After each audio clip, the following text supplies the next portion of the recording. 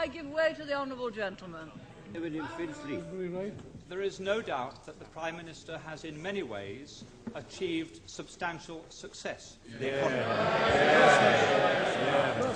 There is one statistic that I understand is not, however, challengeable, and that is that over her 11 years, the gap between the richest 10% and the poorest 10% in this country has widened substantially. That's right.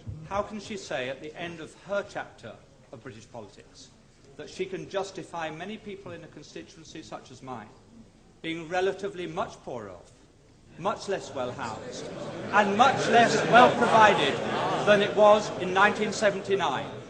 Surely she accepts that is not a record that she or any Prime Minister can be proud of. Mr. Speaker, all levels of income are better off than they were in 1979.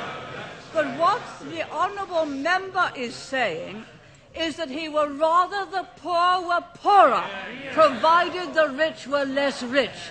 That way you will never create the wealth for better social services as we have. And what a policy! Yes, he would rather have the poor poorer, provided the rich were less rich. That is the Liberal policy. Yes, it came out. He didn't intend it to, but he did. I give way to the honourable gentleman. I'm extremely grateful. The Prime Minister is aware that I detest every single one of her domestic policies, and I've never hid that.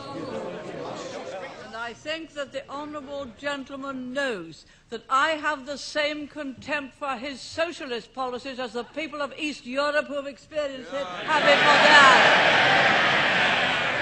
I think I must have hit the right nail on the head when I pointed out that the logic of those policies are they'd rather have the poor poorer. Once they start to talk about the gap, they'd rather the gap was that. Down here. That. Not that.